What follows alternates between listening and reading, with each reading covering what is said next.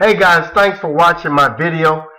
In today's video, you're going to learn how to troubleshoot, repair, test, and replace an ice maker that's not making ice.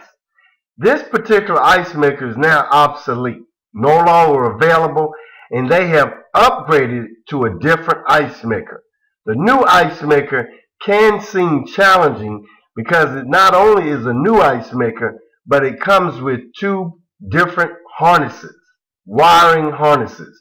But I'm going to show you step by step how easy and simple it is to replace this ice maker.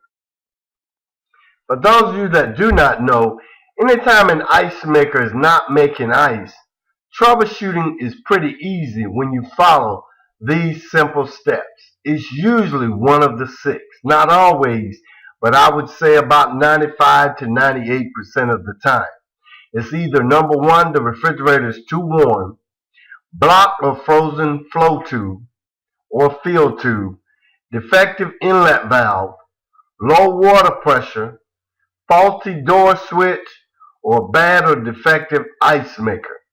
Now, if you don't know how to test these, you need to look at some of my previous videos, and it will show you exactly how to do just that. So, of course, this is the front of the ice maker. All you need to do is push the button and slide the ice bin out. You're going to have exposure to the ice maker. This particular ice maker, you're going to need to use a skinny flathead screwdriver and remove the slide rail so you can uninstall the ice maker, as you see I'm doing here. There's a tab that you need to push down. Sometimes it's a little challenging. You're going to have to give it a little bit more effort. Here's what you get with the new ice maker. You're going to get two wiring harnesses, and you're going to get the new ice maker that you're going to replace from the obsolete ice maker. And like I said earlier, it can seem to be a little challenging, but if you follow the step by step, it's actually pretty simple. Now, for those of you that are doing it the first time, it is going to take you a little bit longer. But once you do it a few times, you'll be able to do this pretty quickly. So what you're going to learn here pretty quickly is, of course, you're only going to use one harness. And the harness you're going to use is going to be the harness with the thermistor right here. The other harness you do not need at this time. So again, you want the harness with the thermistor. Now this is just the bottom of the ice maker with the fan motor, and this is the old ice maker you're replacing. Here I've already removed the ice maker from the plate. It's just 3/4 nut screws, and I'll show you how to do that later in the video. You also see me removing the top harness that connects to the ice maker. It's a little bit difficult. It's under a little plastic hook that you just have to give it a little bit of effort. Also, we're about to cut a couple of zip ties to remove this bottom harness. So again, you just need a set of wire cutters to cut the couple of zip ties that are holding this particular harness to the base of the ice maker bin. Once you remove those zip ties, you need to use a flathead screwdriver and just push down and pull back on the back of that plate, and it will separate the fan motor from the ice maker bin. Now this small harness is hard to get to, and I'll show you how to get to it here in a second. It has a small connector. Just push down and pull back, just like that. Then you can set the fan motor to the side. For the next wiring harness connection, I'm going to use a long flat-headed screwdriver. You could have done this with the first connection as well. Just makes it a little bit easier. Push down and pull back, and it will come apart. Now we're ready to pull the wiring harness all the way through the back. To do that, you have one more zip tie that's connected to one of the wiring harnesses. Just cut that zip tie, of course, with wire cutters, and then you're just going to feed it through. You want to push from the front right here and then twist just a little bit and it'll come all the way out. This is what it looks like once you remove the harness. The next step is to remove the thermistor. I just use a flathead screwdriver and just pull upward and it'll pop right out.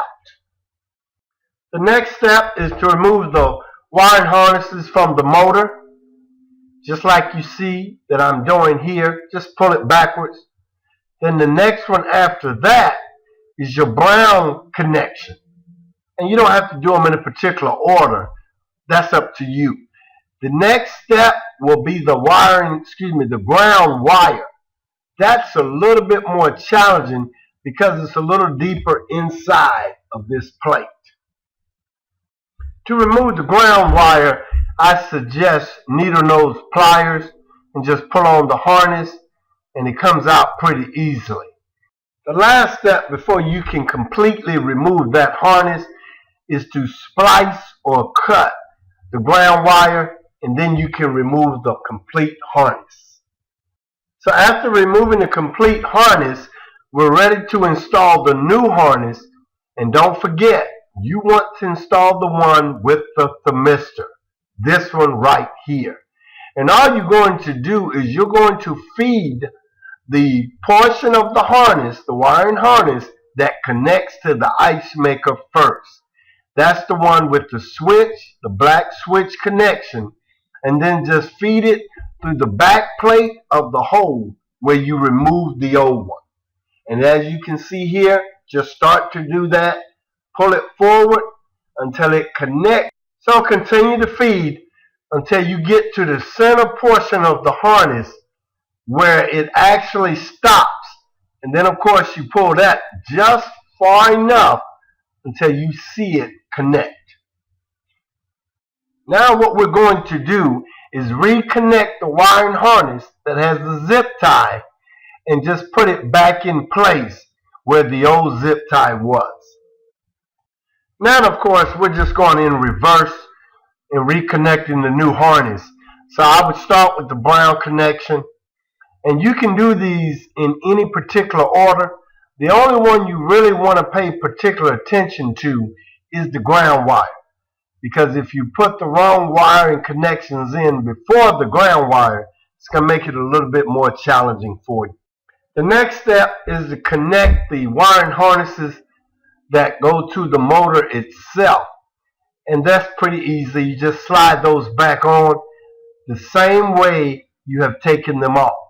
Don't forget to make a note of what harness goes to what lead or what connection.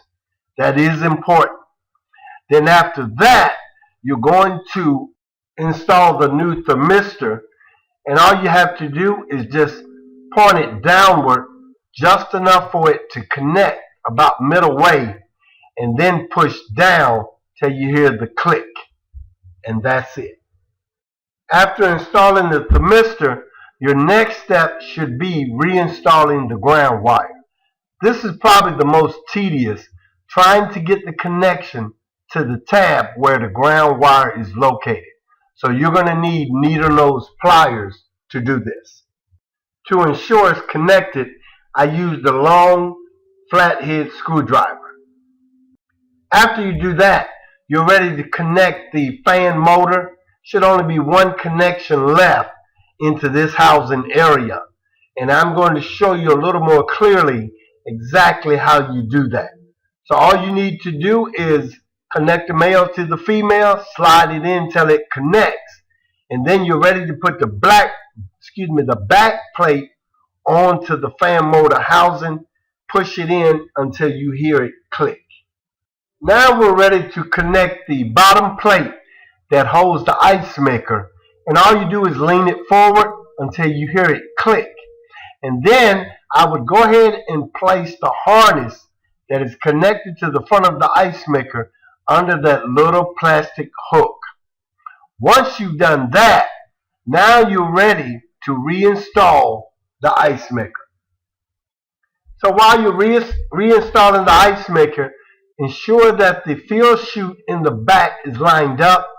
Go ahead and connect the lead harness into the ice maker itself, and then reinstall the line fuse right into the little metal hook under the ice maker. Also make sure all of the wiring harness is inside of that ice maker plate. The next step is to put the thermistor to the H setting on the front of the ice maker. And this is the whole reason that you're having to put in a completely new ice maker with a new harness, is because of the connection to that module. Then after that, just go ahead and put in the 3 quarter nut screws. As you guys already know, I like to use a drill to keep it simple. Then the next step is to put the front on the ice maker. Make sure you put it on correctly so you don't pinch that harness connecting to the module. Now we're ready to install the new ice maker.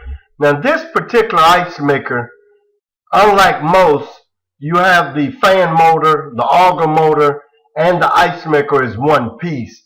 But you're going to have to give this some effort when you push it, because the field tube is in the ceiling and it's going to connect and click. So you got to push as hard as possible until it clicks all the way in the back so it's installed properly. And you need to notice the harnesses. I had the harnesses in the left corner as I was installing the ice maker.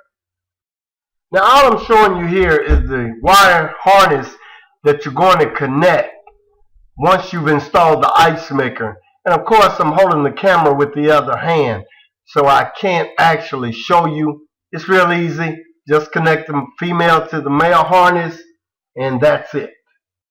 Once the harnesses are connected, just replace the harness cover or the rail to the left, and all you do is line it up, slide it forward, and you will hear it click.